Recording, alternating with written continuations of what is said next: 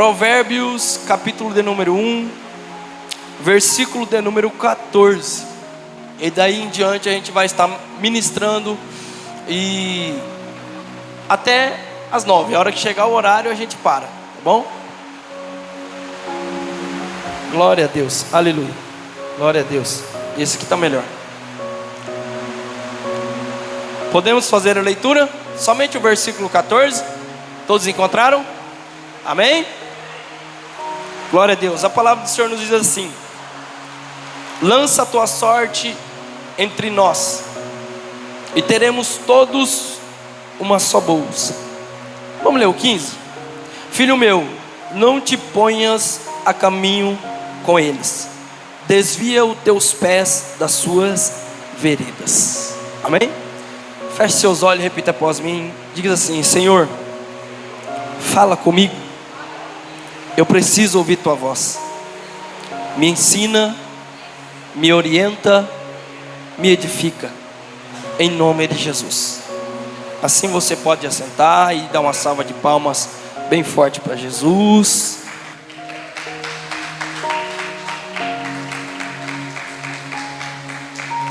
Aqui o versículo 14, a qual nós paramos no 13. 14 em diante, a gente já estava falando ali no epígrafo antes do versículo 7. A Bíblia vai nos orientar acerca da sedução do pecado. O texto vai dizer: não te deixes seduzir por pecadores. E aqui eu vejo Salomão nos aconselhando acerca do pecado. Ele usa uma figura de linguagem, ele usa algo determinado para que nós possamos entender ao todo.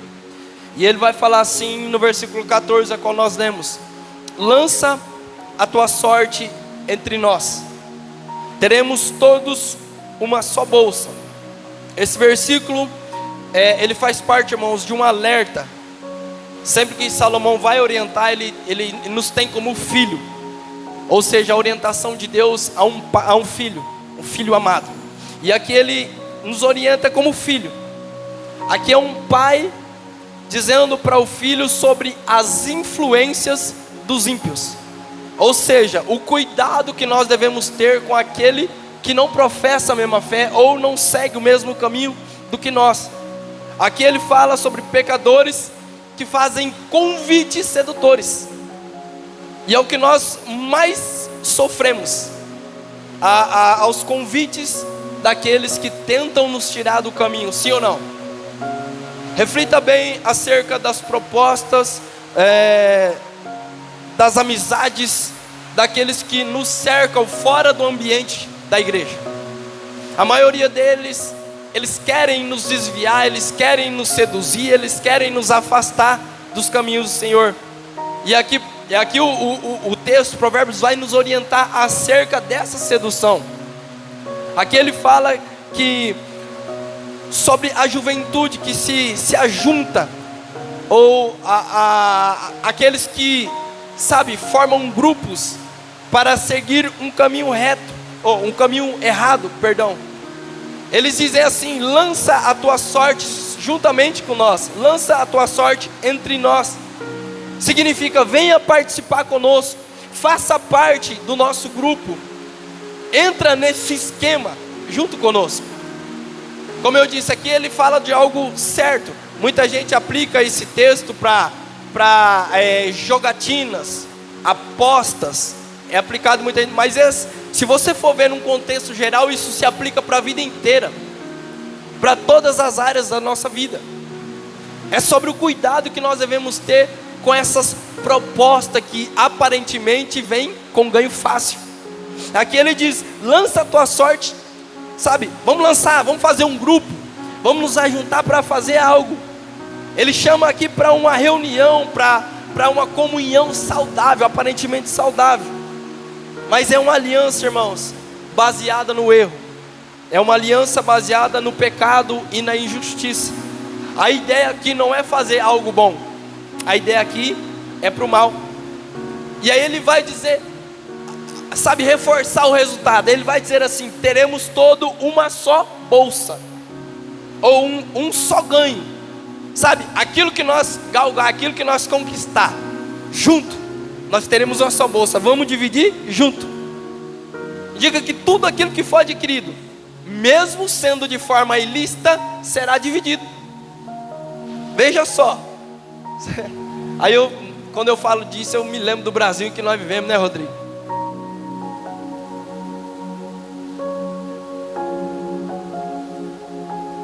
Irmãos, nós temos que vigiar muito, porque aquilo que a maioria de nós condena, a gente muitas vezes não pratica.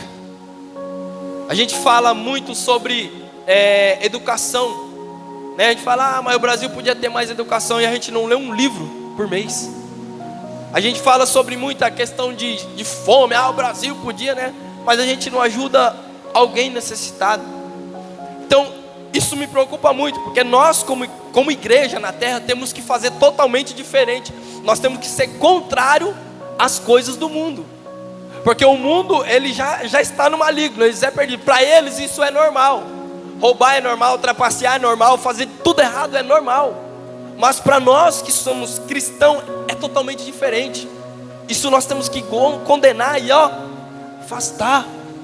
Tudo aquilo que é contrário àquilo que a Bíblia nos ensina, não devemos caminhar junto, não devemos estar nem perto, nem compactuar. É isso que o texto está nos ensinando. É algo que parece atrativo, irmãos. É um lucro fácil, junto com os companheiros. Mas isso é para perdição, para maldição. Por trás disso, há um engano de Satanás sobre nossas vidas. É a comunhão do pecado. Não há comunhão entre a luz e as trevas. Por isso, irmãos, que nós devemos vigiar muito e não nos misturar com as trevas, porque não há comunhão. Não tem como luz andar com escuridão. Onde a luz chega, tá? Não estou falando que você não deve ir onde tem escuridão. Nós estamos aqui para ser luz deste mundo. Mas quando você chegar na escuridão, a sua luz nunca pode ser apagada. Você tem que sempre brilhar, cada dia mais e mais, até que a escuridão se dissipe. Não há comunhão entre treva e luz.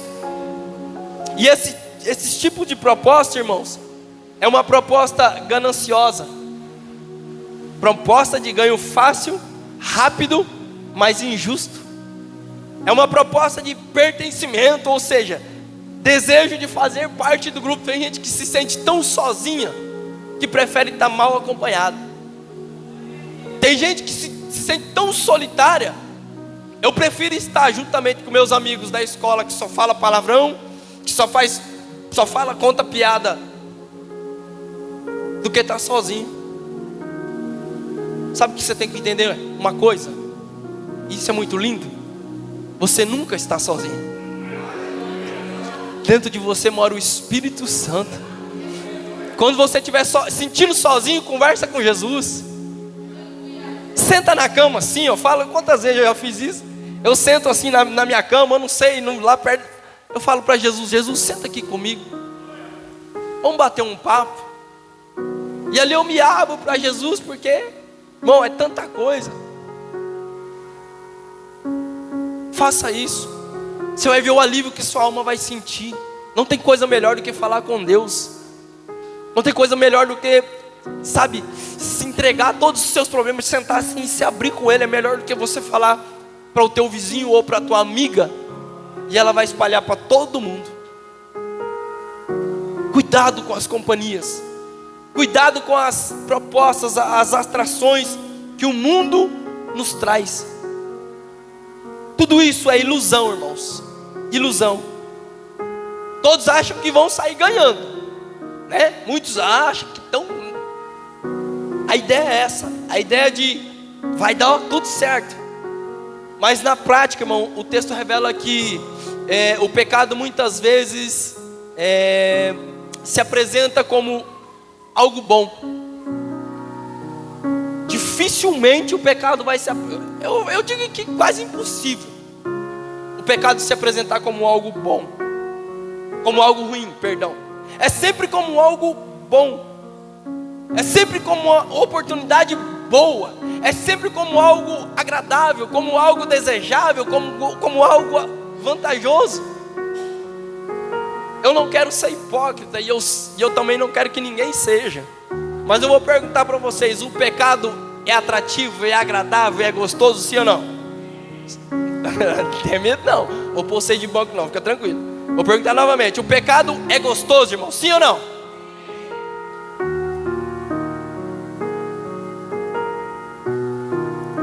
E aí que mora o perigo.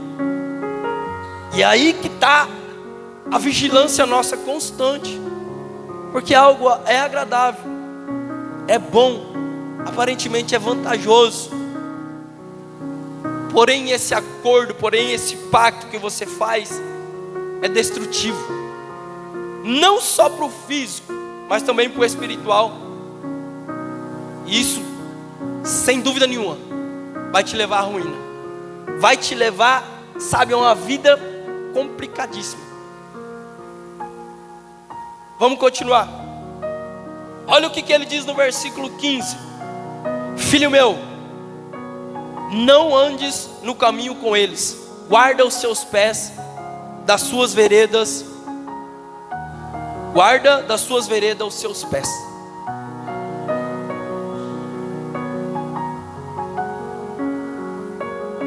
Olha isso. Aqui o conselho se torna firme e direto, irmãos. Filho meu, não te ponha no caminho com eles.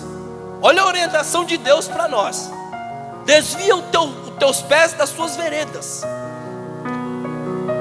Ele dá esse conselho firme. Depois ele mostra que a sedução do pecado é mais uma vez algo de um pai ordenando a um filho: não se associe, não tem conversa, não sabe. Não andes no caminho com ele. Fala do estilo de vida. Andar no caminho, irmãos, fala de um estilo de vida. Caminho na Bíblia é sempre remetido a direção, a escolhas, a comportamento. E isso é algo diário. É mais ou menos assim: não caminhe com eles, não faça escolhas que eles fazem, não ande na direção deles. Está vendo como é que é totalmente contrário ao que o mundo ensina? É um comportamento diário, é algo que é seguido continuamente. Isso é não apenas para evitar um ato isolado, mas para recusar caminhar junto, participar, concordar, envolver com essas práticas erradas. A Bíblia é bem clara em dizer, ele continua dizendo: guarde os seus pés das suas veredas, ou guarde as veredas os seus pés. Aqui aprofunda mais, porque ele lembra de vigiar constantemente, não cair nas mesmas rotas, nos erros, sabe, de estar sempre em vigilância, porque a qualquer momento os nossos pés podem desviar, podem resvalar, podem tropeçar, porque nós somos falhos, nós somos pecadores. Veredas aqui são caminhos menores, ou seja, atalhos. Olha só como, sabe, com a breve meditação nós não conseguimos pegar esses pequenos detalhes. Aqui, até os pequenos passos, irmãos, até as pequenas concessões devem ser evitadas.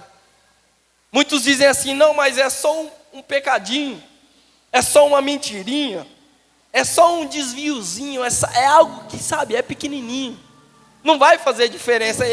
Muitos dizem assim que é que nem o Robin Hood, né? Roubar de quem tem muito, não vai fazer falta. Até essas pequenas coisas, as coisas mais simples, é aquelas que nós devemos evitar. Porque a Bíblia diz que um abismo ele faz o quê? Ele puxa outro, ele chama outro. Então se a gente faz algo hoje que aparentemente é pequeno, amanhã isso se tornou normal. Aí depois você faz um outro um pouquinho mais grave. E aí, não, mas é só um pouquinho mais grave. E aí se torna normal novamente. Até que chega um ponto que você está fazendo algo muito sério e se torna normal para você também. Aí cauteriza a mente, acabou. Nada mais te convence do pecado, nada mais te convence que você tem que mudar as suas atitudes. Não, porque você já está cauterizado, e isso para mim é normal. É o que muitos estão vivendo hoje, vivendo na prática do pecado e achando que é normal. que todo mundo faz. Aqui o perigo, aqui a Bíblia nos mostra, irmão, que o perigo não está nos grandes erros, mas também no início, no primeiro passo, onde a gente começa. Esse versículo ele nos ensina que o afastamento do mal deve ser intencional, deve ser algo, sabe, que você luta contra, não é algo que é automático, que a gente não vai conseguir nunca viver assim no automático, né? O Espírito Santo ele sempre nos alerta. Quando você vai fazer algo que não é do agrado de Deus, né, Eric? Lembra aquela vozinha na cabeça? Você vai fazer algo que é errado, parece que toca um sininho na sua cabeça, não toca uma sirene. É o Espírito Santo te dizendo, isso não é agradável. O alerta do Espírito Santo é automático, mas a sua decisão, a sua ação não é automática. Você tem que pôr a mão na tua consciência e falar assim: não, eu vou me afastar disso, porque isso não vai me trazer benefício. Não é algo automático, é algo que você tem que lutar mesmo, é constante. E o cuidado tem que ser nos primeiros passos, no início ali. Não é só nas grandes decisões, não, é nas coisas pequenas mesmo. E esse versículo, ele ensina para mim e para você, irmãos, que a influência errada pode contaminar, sabe, aquele que é simples, aquele que é reto. Diga-me com quem tu andas, que eu direi. Você pode ser justo, mas o texto está dizendo que se você anda com quem é injusto, você pode se contaminar com isso. Você pode, em um momento, errar, porque você está andando com quem faz o mal, com quem peca, com quem erra. Algumas coisas é difícil para nós cristãos compreender, mas eu espero que o Espírito Santo te traz luz à sua mente, porque eu não sei se eu consigo transmitir, sabe, de uma forma que você possa pegar esses textos, porque aqui são contidas umas verdades tão profundas, que às vezes a minha cabecinha não consegue, sabe, passar para vocês. Mas o que eu quero que vocês entendam é que aqui é um chamado, irmãos, a uma vigilância constante. Quem não guarda os pés acaba errando o caminho, andando por onde não devia. É um conselho bíblico. Guarde os seus pés, cuidado onde você frequenta, vigia com quem anda com você, vigia com quem te dá tapa nas costas e te chama de amigo. Tome muito cuidado com isso. A gente sempre se decepciona com quem? Com quem está longe ou com quem está perto? Por que será?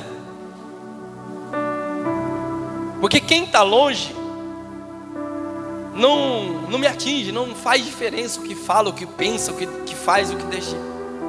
Mas quem está próximo, aquele que diz que é irmão, que é amigo, que está junto, quando te, você se entristece muito. E é isso que é o perigo, sabe, de ser ferido por essas pessoas. Por isso que nós devemos vigiar com quem anda, vigiar com quem está caminhando ao nosso lado. Versículo 16 vai dizer assim, está no 16, né? 16.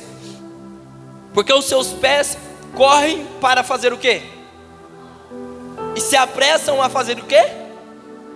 Derramar sangue. Aqui o texto revela a natureza dessas pessoas, daqueles que fazem o mal. Olha isso, irmãos.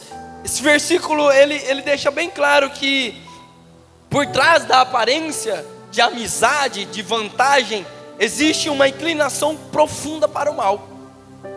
O homem já nasce mal. A índole do ser humano já é mal, é maldade pura. Sabe por quê? Eu vi um psicólogo e um cientista, um homem muito estudado, falando que todos nós estamos correndo o risco de ser um sociopata, um maníaco, um doente, um assassino em série. Sabia disso? Dentro de nós tem essa maldade. Todos nós temos essa inclinação. Sabe o que nos diferencia deles? Cristo Jesus. É a presença de Deus. Sabe o que aconteceu com Satanás quando ele saiu da presença de Deus? Ele se desfigurou. E assim é nós, da mesma forma, afastado de Deus, a gente se desfigura. Perceba só, você já deve ter visto alguém que está firme nos caminhos do Senhor. O rosto brilha, o sorriso é diferente, a voz, o jeito de falar, sabe, as atitudes é totalmente diferente. Aí lembra dessa pessoa quando estava no mundo. O semblante é desfigurado, a voz é estranha, o sorriso é um sorriso falso, porque se afastou de Deus, está longe da presença do Criador. Olha aqui, rostos lindos que eu estou vendo nessa noite. Louvado seja o nome do Senhor. Os seus pés correm para o mal. A disposição e o prazer em pecar. Eles têm disposição e prazer em pecar. Não é algo ocasional aqui. É bem claro, irmãos. Eles correm, eles se apressam, eles querem fazer o mal. Não é uma fraqueza momentânea. É algo que eles constantemente buscam. É vontade, é iniciativa, é aquilo que está dentro do coração do pecador. Aqui o pecado não é evitado. Aqui o pecado é buscado. Eles buscam pecar. Eles se apressam a derramar sangue, o texto diz. O nível vai aumentando. O nível da corrupção vai aumentando. Eles estão prontos para violência, para matar se for preciso, para tirar a vida se for preciso. Tem um vídeo, irmãos, que eu achei aquilo um absurdo. Não sei se algum de vocês já viu. Um pai de família está chegando na frente de sua casa com uma criança, sua filha. Deve ter na internet. E aí ele para o carro, ele desce, chega dois homens de moto. Esses homens rendem aquele homem. E ele, irmão, de livre e espontânea vontade, ele pega, ele levanta a mão, ele se afasta do carro, entrega o carro para os ladrões. Aí o que acontece? Ele só pede para tirar a filha que está atrás. A menina desce, a hora que a menina desce, ele se afasta do carro. Aí o homem, por pura maldade, irmãos, foi na frente da criança e matou aquele homem. Ele deu acho que uns 2, 3 tiros no homem. O homem caiu na frente da filha. E o grito, a câmera grava áudio e imagem. O grito daquela menina mexeu, sabe, comigo. A criança desesperou, começou a gritar. Aí eu pergunto, irmãos, tinha necessidade daquele homem matar aquele rapaz? Percebe-se pelo vídeo que ele sabe, ele entrega, ele não está nem aí para o carro, ele só quer a filha e sair dali. Mas a maldade do ser humano é tão grande que não basta somente roubar. Eu preciso matar. Eu preciso tirar o sangue dessa pessoa. Eu preciso tirar a vida dela. Olha que ponto chegou a humanidade. Olha que ponto que nós vivemos, que mundo que nós vivemos. Eles se apressam, o texto está deixando bem claro. Olha que Salomão escreveu isso há tantos anos atrás. E nós vemos isso em nossos dias. Isso aponta, irmãos, para a violência literal, mas também aponta para atitudes destrutivas contra o próximo, sem qualquer temor, sem medir as consequências. Imagina só aquela criança, como ficou a mente dela até hoje. Viu seu pai morrer. E esse ladrão, ele não pensa nisso. Ele não, eu só quero levar o carro e tirar a vida. Essas pessoas que fazem o mal não pensam nas consequências. Olha só que isso mexe muito comigo. O versículo nos ensina, irmãos, que viver no pecado tende a aprofundar cada vez mais. Quem vive no pecado nunca está satisfeito. O pecado é isso, ele te escraviza. Nunca vai ser suficiente para você. É só afundando, a chegar nesse nível. Esse nível de desumanidade. Esse nível de parecemos que nós nem ser humanos somos. A prática contínua do pecado, irmãos, ela endurece o coração, sabia? Quem vive nessa prática contínua tem um coração duro. Não adianta você falar, não adianta você aconselhar, não tem jeito, não entra na cabeça. Por isso Deus nos chama a vigiar constantemente. É uma alerta para discernir que nem todo convite é inocente. É refletir.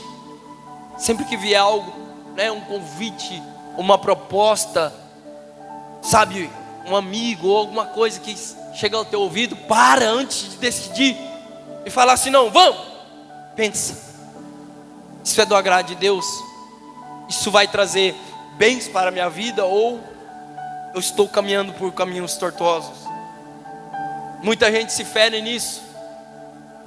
Vejo muito sobre sociedade. Faz sociedade com quem não deve. Aí você quer andar justo e o seu sócio andar no caminho errado. Nunca vai dar certo. É um alerta para discernir acerca de tudo isso. E eu falo isso para a vida, irmãos. É para tudo, no nosso dia a dia, no geral. É um alerta para nós sobre discernimento. Algumas pessoas, irmãos, veem, ela já vem inclinada para o mal, como nós já aqui falamos. E ela não quer ir sozinha. Ela tem essa outra inclinação que é sempre levar uma com ela. É sempre arrastar mais um. É sempre, não quer caminhar junto, não quer chafurdar a cara no pecado. Pergunta para quem teve alguma dependência química ou para algum que foi alcoólico. A maioria deles teve o quê? Alguém que ofereceu, sim ou não? A maioria você pergunta, fala, não, um amigo meu ofereceu, eu fui experimentar e acabei no vício. Dificilmente vai partir de uma atitude de alguém que fala assim, não, eu quero provar esse negócio, aí vai atrás e prova. Não, sempre é o amigo, é o colega, é aquele que convive junto, fala, não, experimenta, isso aqui não tem nada a ver não. É sempre assim. Por isso que o cuidado da Bíblia nos orientar acerca desses caminhos. Olha isso, versículo 17. Na verdade, é inútil estender-se a rede perante os olhos de qualquer ave. Olha isso. Isso aqui parece simples, mas é uma profundidade muito grande. Aqui o texto ele usa, irmãos, uma ilustração simples da natureza para transmitir uma verdade espiritual. Vamos tentar entender isso aqui? Aqui o sábio ele compara, irmãos, os pecados com caçadores e mostra algo lógico. Veja bem, se uma ave vê claramente a armadilha, ou o caçador armando a armadilha, é algo que ela vê, é lógico. Se essa ave ela vê claramente a armadilha sendo armada, o que ela faz? Ela não vai, né? Ela olha, até as aves têm essa inteligência. Que pensa e fala assim, não, animal é racional. Eu vou pôr a armadilha ali e ela... Não, se as aves vê o caçador armando a armadilha, ela não vai. Ela vaza. Aí o que ele está dizendo aqui, é inútil estender a rede perante aos olhos da ave. Olha a comparação que ele faz aqui. Ou seja, ele está dizendo aqui que ninguém cai facilmente em uma armadilha quando enxerga com clareza o perigo. Entende isso? Dificilmente eu e você vai cair numa armadilha que é clara. A gente cai sempre nas armadilhas que aparente aos nossos olhos. Está vendo? Ele reforça mais uma vez o cuidado e a vigilância. A ave vê a rede e evita. Nós vemos o pecado e vamos de encontro com ele. Não, eu vou vencer. né?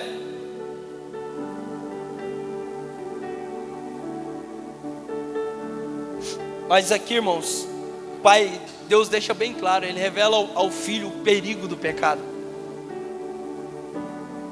Agora, aqui as pessoas não podem alegar ignorância, alegar que não sabe, que não conhecia, não entendia. Aqui está bem claro, Ele deixa bem claro acerca desses cuidados. Mesmo assim, tem pessoas que fazem a escolha, não por falta de aviso, mas por pura, sabe? Se avisa, fala, e mesmo assim, cai no erro, cai no pecado. Aí vem aquele de, se o conselho fosse bom, era vendido, né? Mas se nós ouvíssemos mais os conselhos, evitaria menos de errar. Mas aqui também, irmãos, eu acho aqui uma ironia no texto, porque a palavra vai dizer que aqui os pecadores armam as armadilhas para outros, mas eles agem sem perceber que estes caminhos é para a sua própria queda. Porque quem planeja o mal, colhe o quê? Mal. O pecado é assim. Quando é atrativo, a gente muitas vezes vai pela emoção do ganho fácil, mas esquece que isso traz uma consequência muito grande depois, e não tem como fugir. É Gálatas 6,6. Tudo que o homem semear, isso ele colherá. Se você plantou o mal, muita gente fala, quando ele morrer ele vai pagar os... Não, quando ele morrer ele vai para a condenação eterna. Mas se você plantou o mal em vida você vai colher o mal. É por isso que tem muita gente, vida, como é que é? Porque dá tudo errado, porque... Colheita, filho. Você está simplesmente colhendo aquilo que você já plantou. Mas Deus me perdoou, pastor. Deus te perdoou. Se você morrer, você vai ser salvo. Mas enquanto você estiver na terra, você vai colher o que você plantou. E pronto, acabou. É lei da semeadura, não tem como fugir. Então se você quer colher coisas boas, planta coisas boas.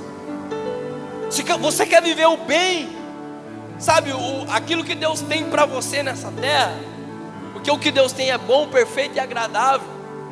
O melhor, se nós quisermos obedecer, comeremos o melhor dessa terra. É promessa. Então obedeça. Faça o que é bom.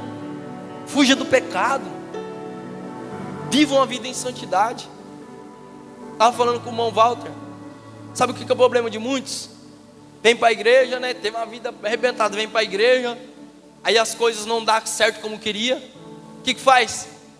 Eu vou abandonar a igreja, Deus não está me abençoando. Culpa Deus pelos seus erros. E Deus está lá do céu olhando e falando, não filho, não tem nada a ver com isso. Isso é simplesmente colheita do que você plantou.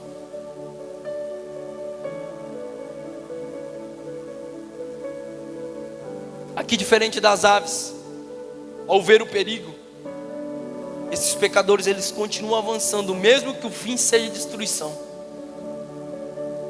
Como o Rafael falou, como é que é? Eu nasci para ir para o inferno. Sabem o destino de continuar nessa vida, mas nasci para ir para o inferno.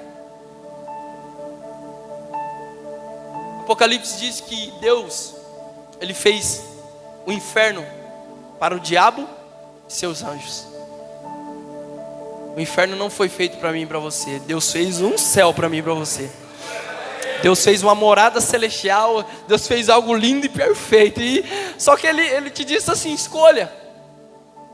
Na Bíblia você vai achar vários textos te dando duas escolhas: céu, inferno. Se é bode, se é ovelha.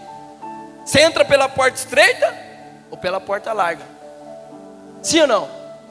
Você decide obedecer ou não? A Bíblia está aqui, a sua vida, você é livre, escolha. É a mesma coisa do pecado, Deus te dá a escolha. Quando você, eu sei que é difícil para muita gente sair do pecado estando na vida do mundo. Porque isso também é bíblico. Jesus disse: se o Filho vos libertar, verdadeiramente será livre. Quando Jesus falou isso, ele disse assim: se eu, Cristo Jesus, te libertar, Rafael, aí sim você vai ser livre. Aí muita gente pensa assim: não, eu vou na igreja, mas eu estou bebendo, eu estou fumando, eu estou indo no bar, eu estou na festa, na balada.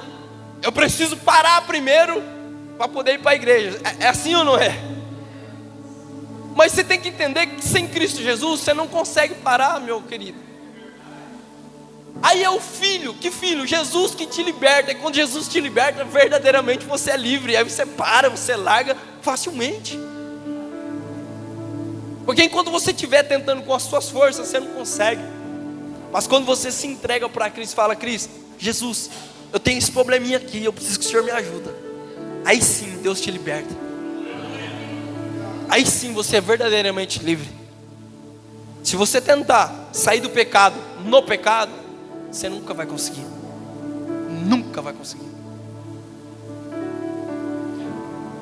Meu Jesus, vamos indo.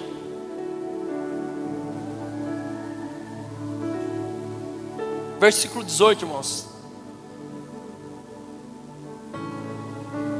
A Bíblia vai dizer assim: e estes armam ciladas contra o seu próprio sangue, e espreita contra a sua própria vida. Aqui mais uma vez o texto revela algo profundo, irmãos. Que aqui fala mais uma vez da colheita. Aqueles que planejam mal contra os outros, na verdade estão preparando a sua própria destruição. Aquilo que nós acabamos de falar aqui, eu antecipei o texto. Eles armam ciladas contra o seu próprio sangue. Olha o que o texto diz. Eles armam cilada para as outras pessoas, mas não entende que está armando contra si próprio. Mostra que apesar de estar prejudicando outras pessoas, o resultado final é a ruína deles. Recai sobre eles. Por isso que a Bíblia nos diz assim, que nós não devemos vingar, porque a vingança vem do Senhor. Por isso que nós devemos permanecer firme e justo, mesmo na injustiça, porque a injustiça não vai ficar impune. Nós temos um Deus que nos vinga, um Deus que nos justifica. Sangue aqui aponta para a vida, irmãos. Ou seja, para suas atitudes violentas e injustas, acabam voltando para si. Eles espreitam contra a sua própria vida. O texto diz, reforça essa ideia. Espreitar aqui é agir de forma escondida, de forma planejada, como que preparando uma emboscada. Mas nesse caso aqui, a emboscada volta contra eles mesmos. Eu acho que isso aqui já ficou bem claro. Então vamos ganhar tempo. Vamos partir para o versículo 19. E a Bíblia vai dizer assim: 19. Assim são as veredas de todo aquele que usa de cobiça. Ela põe a perder a alma dos que a possuem. Aqui o ensino chega, irmãos, em uma conclusão clara. Tudo que foi escrito aqui, tudo que foi descrito antes, para chegar a essa conclusão. A raiz do comportamento daqueles homens é a cobiça. Lembra de que Paulo falou a Timóteo? O amor ao quê? O amor ao? É a raiz do quê? É a raiz de todos os males. Perceba que todos que nós lemos, sempre voltado para uma vantagem financeira. E a raiz do dinheiro, o amor ao dinheiro é a raiz de todos os males. E o fim disso é a destruição. Deus diz, assim são as suas veredas. Indica que o resultado aqui, irmãos, é inevitável. O padrão de vida de quem segue esse caminho é, como eu já disse, é a perdição. Vive, não é algo isolado, vive nessa prática. É o destino de todos aqueles que vivem dessa forma. Todo aquele que usa de cobiça, que mostra a causa, o desejo exagerado por ganhar, possuir, por enriquecer, a qualquer custo. Não importa a forma, eu tenho que galgar, eu tenho que crescer, eu tenho que ganhar dinheiro. Não importa se eu vou ultrapassar, se eu vou prejudicar alguém, se eu vou dar um jeitinho do outro ir embora para ganhar um cargo dele. Isso não importa, para eles não importa. A mente dessas pessoas é a cobiça, possuir, a enriquecer. E o problema é que eles nunca se contentam, nunca tá bom. É isso que leva a ultrapassar limites e a ignorar princípios bíblicos, irmãos, e prejudicar aos outros. Ela põe a perder a alma dos que a possuem. Olha isso, revela a gravidade. A cobiça, ela destrói. Ela não destrói apenas coisas externas, mas ela atinge o interior da pessoa. Ela acaba com a pureza da pessoa. É por isso que a gente tem que vigiar muito acerca disso. Porque quando a gente deixa se dominar pela cobiça ou pelo dinheiro, ele torna o nosso Senhor. Aí não é você que tem o dinheiro, é o dinheiro que te tem. Aí você deixa de governar as suas finanças, ela te governa. Ela torna o nosso Senhor. Jesus comparou Deus, o dinheiro com o senhorio de Deus. Não tem como, ele fala, não tem como servir a dois senhores. Ou serve a Deus, ou serve a mamão. Dinheiro. A palavra alma aqui, irmãos, no texto aponta para a vida. Para a vida comum, no ao todo.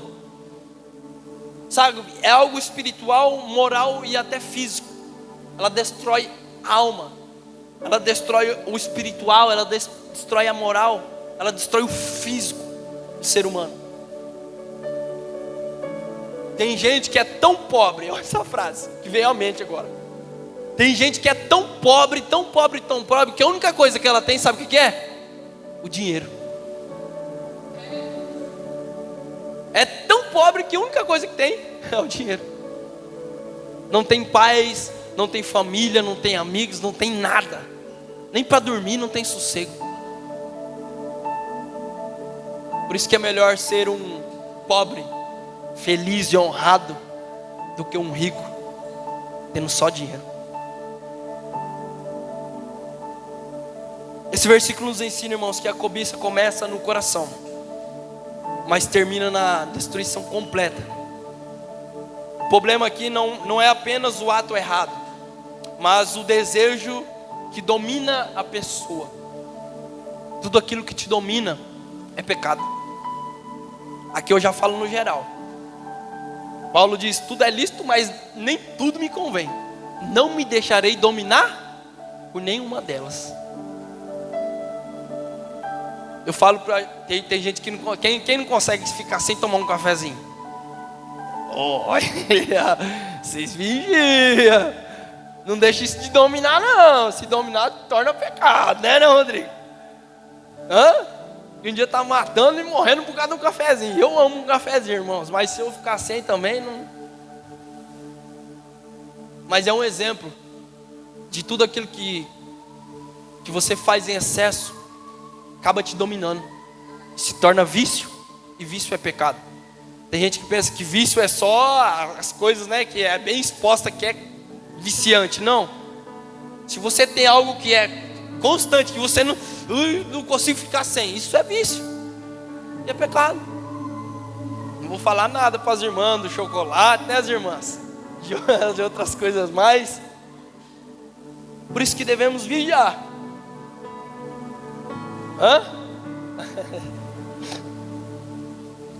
Amém, irmãos? Quem quer que eu pare, diga amém.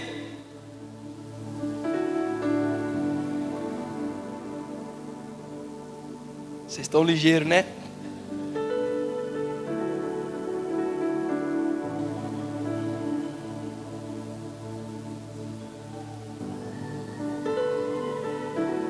Eu não preciso dizer, né, irmãos, porque já ficou bem claro que o problema não é ter dinheiro.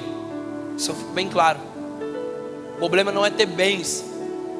Eu quero que vocês cresçam, cada dia mais vocês tenham mais dinheiro no... Ai, ó, só o Bruno recebeu, ó. Eu estou profetizando, eu falei para vocês vigiam que eu estou... Toma posse, irmão, mas eu vou te dar outra chance. Eu quero que vocês cresçam em nome de Jesus, que vocês tenham cada dia mais e mais dinheiro, que vocês sejam abençoados de uma forma... O problema não é ter dinheiro, o problema não é ter bens. O problema é o amor a essas coisas. O problema é deixar-se dominar por essas coisas. O problema é se deixar se perder por essas coisas. Tem gente que não pode ter nada. E Deus não dá por causa disso. Que Deus conhece aqui, ó, o coração. Ele sabe que se te dá, a pessoa pensa, nossa, meu sonho. Vou dar um exemplo aqui. Até eu sonho isso. Mas eu só não ganho porque eu não jogo. Mas meu sonho é ganhar na Mega Sena. Aí quando você fala assim, eu quero ganhar na Mega Sena. Aí você sonha. Imagina, eu vou te dar 10 segundos. Imagina se você ganhar 100 milhões na Mega Sena hoje. O que você vai fazer? Não, pensa aí agora. 100 milhões na tua conta. 100 milhãozinho na conta. O que você vai fazer? Fala aí, Eric.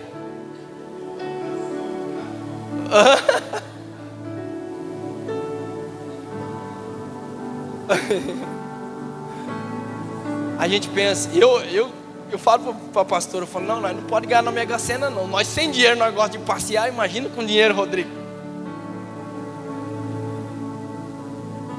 A gente pensa assim, não, vou aproveitar, vou viajar, vou tá. Em último plano a gente fala de Deus, da obra, da casa do Senhor. Aí Deus não abençoa por conta disso. Deus sabe que se Ele te dá, você se afasta. Mas quando Deus sonda o teu coração e vê que você nada te afasta dele, Deus fala assim, eu vou abençoar porque Ele merece, Ele vai me honrar, Ele vai continuar firme. Sabe por que Deus deu muita coisa para Davi? Se tem um personagem bíblico que eu amo, irmãos, e admiro muito, é Davi. Sabe por que Deus deu riquezas para Davi? Porque Davi não se apegava ao dinheiro.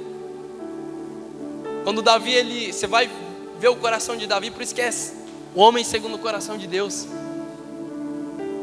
O desejo de Davi não era riqueza, não era palácio, não era trono, não era o reinado, não era nada.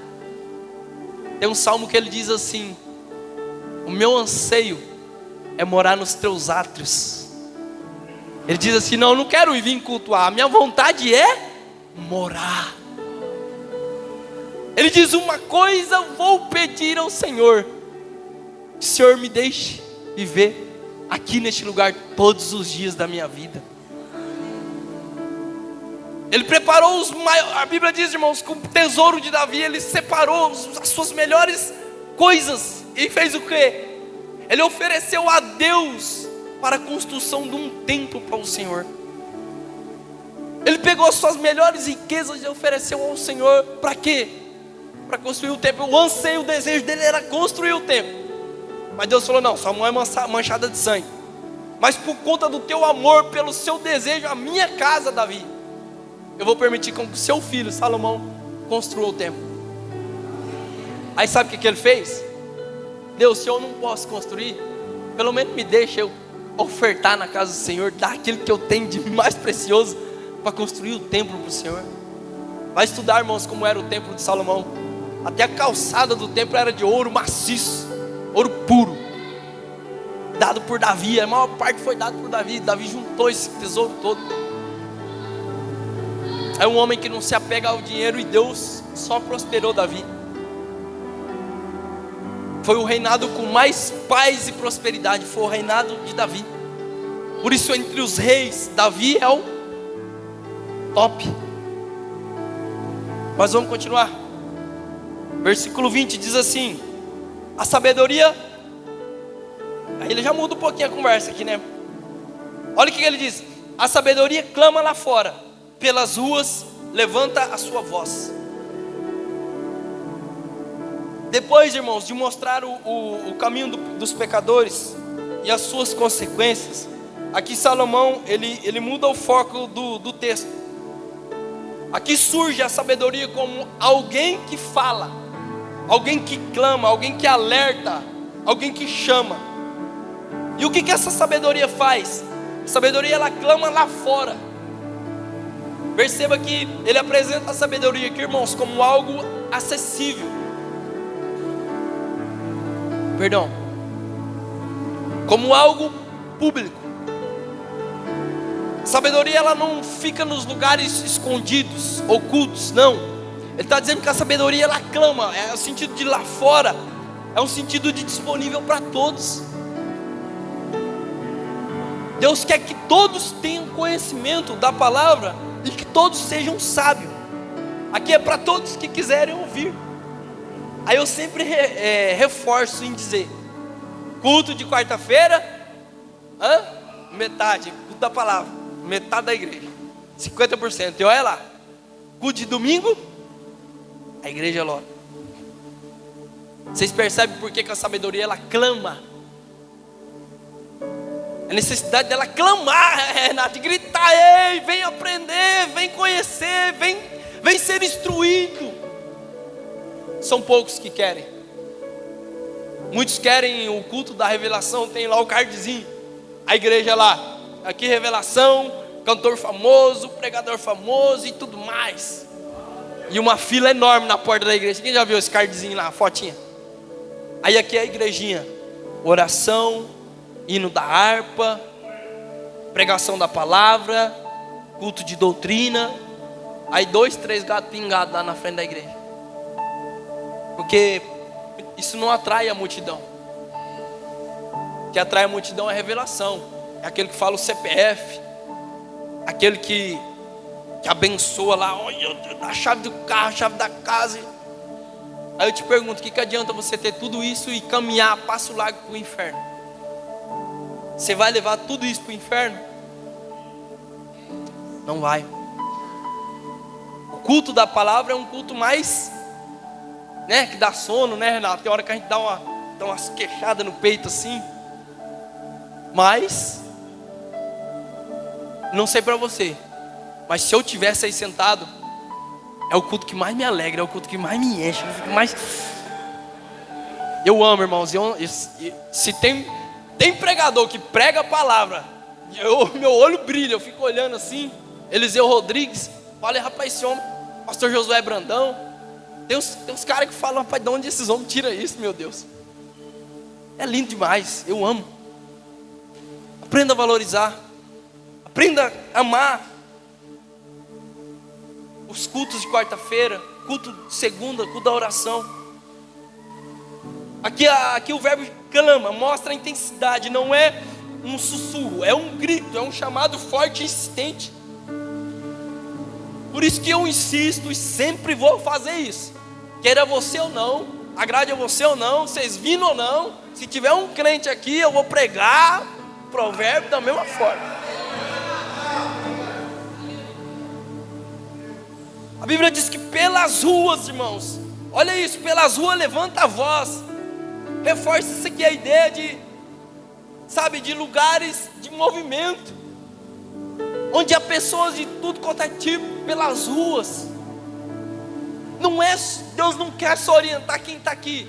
O desejo de Deus é que todos conheçam a verdade, que todos aprendam acerca da palavra de Deus, que todos aprendam a sabedoria que a Bíblia ensina sobre a vida. O que a gente está falando aqui é sobre vida cotidiana, sobre o dia a dia, sobre as decisões que nós devemos tomar, sobre os caminhos que devemos escolher. Isso aqui é manual diário para nós. Quem quer ser abençoado por Jesus aqui? Esse é o caminho, irmãos. Eu não tenho uma porção mágica. Eu não vou te enganar como muitos fazem aí. Vai ali na Lagoa Maior, pega a água lá na Lagoa Maior, traz aqui e fala: olha, eu tenho aqui água do Rio Jordão para você.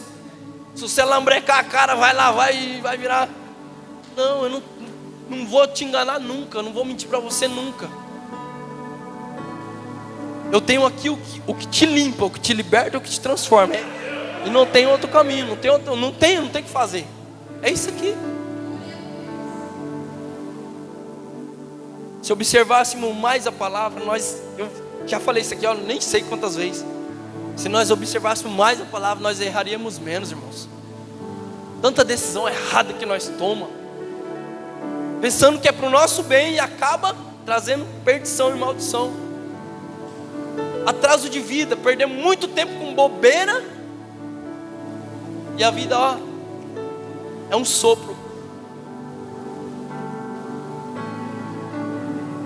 Deus nunca vai nos deixar sem direção. Deus nunca deixou o homem sem direção. Nunca, nunca, nunca, nunca. Sabedoria, ela fala claramente. O problema não é a falta de palavra. O problema é a falta de ouvidos. Atenção. Palavra que a gente prega. Eu louvo a Deus por isso. E tenho lutado para formar obreiros para que tenha esse anseio também. Todas as vezes que subir aqui, não ficar com história de carochinha, pregar a Bíblia. O dia que vocês subirem aqui e pregar história de carochinha, a hora que vocês descerem, nós vamos ter uma conversa.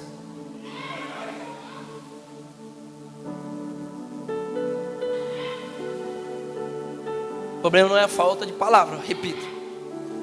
O problema é a falta de disposição de ouvir. E de obedecer, né? Porque não é só ouvir, obedecer. Sabedoria, ela está presente no dia a dia, irmãos. Não apenas nos momentos de culto, não. Não é só aqui que você pega a sabedoria, não. No dia a dia. É no seu devocional diário. É no seu dia a dia com a tua esposa, com os teus filhos, né? No teu trabalho, com o teu patrão, com os seus amigos de trabalho, né? Os seus clientes. Em todo momento em nossa vida.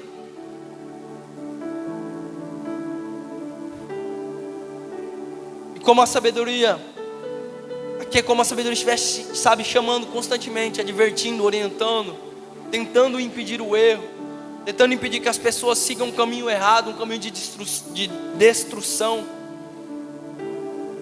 Aí o versículo 21 vai dizer assim: o que ela faz, a sabedoria? Ela pregoa nas esquinas, nas ruas, nas entradas das portas da cidade, profere as suas palavras. Aqui a ideia do versículo anterior, ela é ampliada. Ele amplia esse propagação da sabedoria. Não é apenas fala. Ela se posiciona nos lugares mais estratégicos, onde há maior circulação de pessoas. Quando eu olho para Paulo, eu vejo em Paulo um evangelista, um missionário muito. Mas veja que Paulo, ele sempre usava estratégia, né, Rafael? Rafael que tem um anseio aí de evangelismo. Paulo, ele usava estratégia para poder evangelizar. Você vai ler a mente de Paulo, é uma mente brilhante. Paulo pegava coisas simples assim e transformava numa pregação excelente. Coisas simples no nosso dia a dia que nós podemos evangelizar e propagar essa sabedoria. É usar de momentos estratégicos, de momentos oportunos, para pregoar a palavra do Senhor. Pregoar nas esquinas, nas ruas, como diz aqui. Esquinas representam, irmãos, lugares de escolhas, onde aqui alguém decide qual caminho seguir. Tem muita gente perdida aí nas esquinas da vida, esperando alguém para orientar, para tomar uma decisão. A pessoa está aqui, ó, no caminho, 2 caminhos, porta larga e porta estreita, e ela está na dúvida em que seguir. E elas estão esperando você chegar e falar assim: não, meu querido, a porta aqui é estreita, mas essa porta conduz à salvação. Só isso.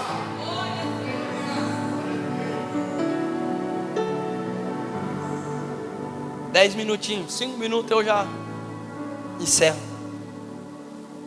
Ela grita nas estradas e nas portas, irmãos.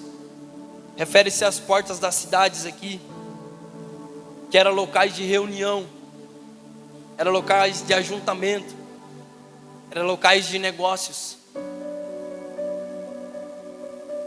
Ou seja, a sabedoria ela está presente, irmãos, nas decisões pessoais, como eu falei, nos assuntos públicos, nos relacionamentos, nos negócios. Tem que estar presente em tudo em nossas vidas. Amém? Glória a Deus.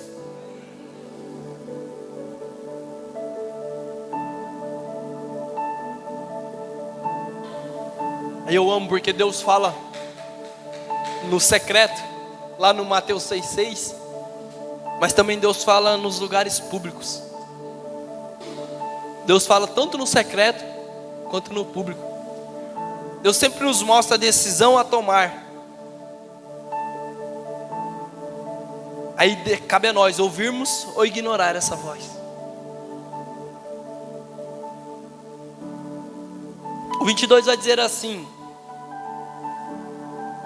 Hoje nós andou bastante, hein? Louvado seja Deus. O 22 vai dizer assim: até quando os simples amareis a simplicidade? E vós, escarnecedores, desejareis o escárnio. E vós, loucos, aborrecerei o conhecimento. Aqui a sabedoria ela confronta 3 tipos de pessoas diretamente. Ele fala sobre o simples.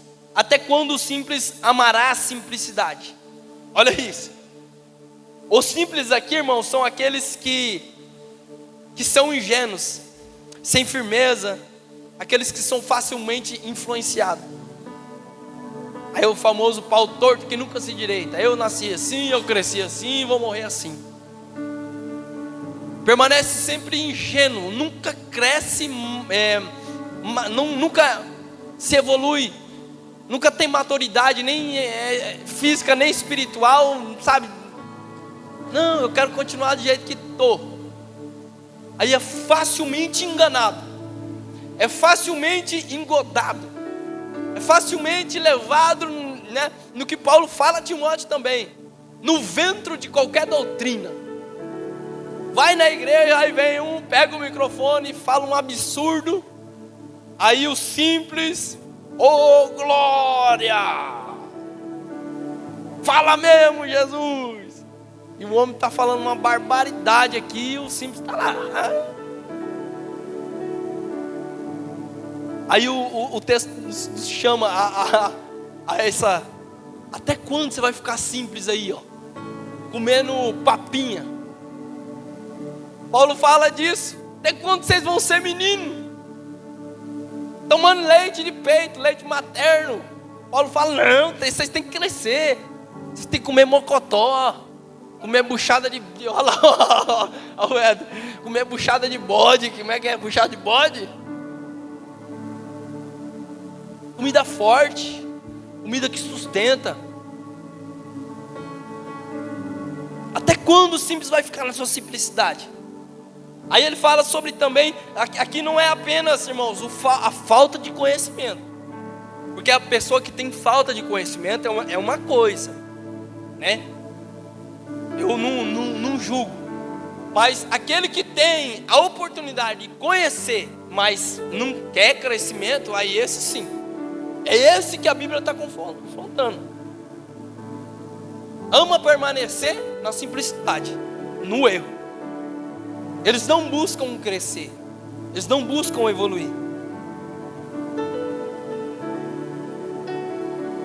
Aí ele vai dizer sobre os escarnecedores. Segundo tipo. E vós escarnecedores, até quando desejareis o escárnio?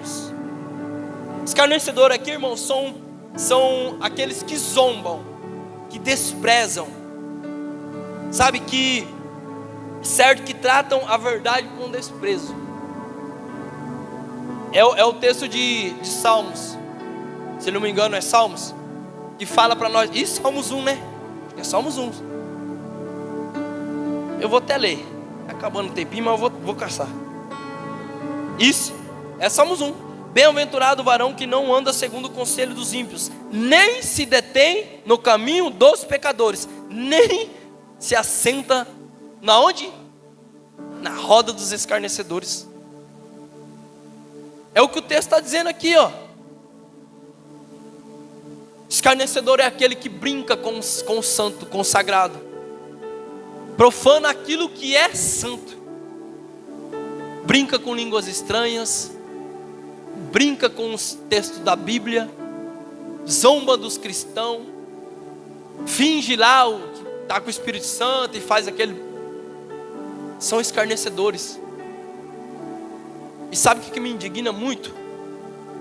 É que muitos de nós vê esses vídeos na internet e acha o bico, acha bonito, dá risada.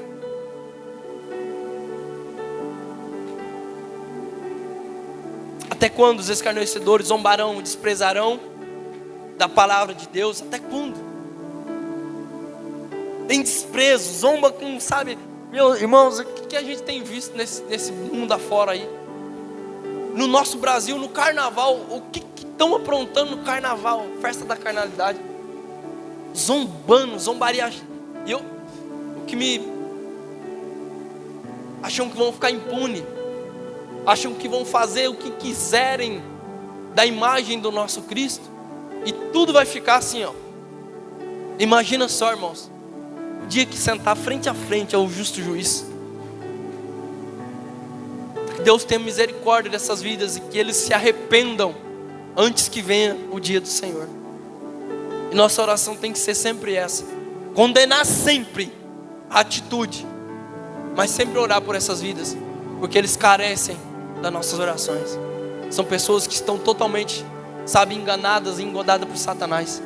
E nós devemos orar por eles.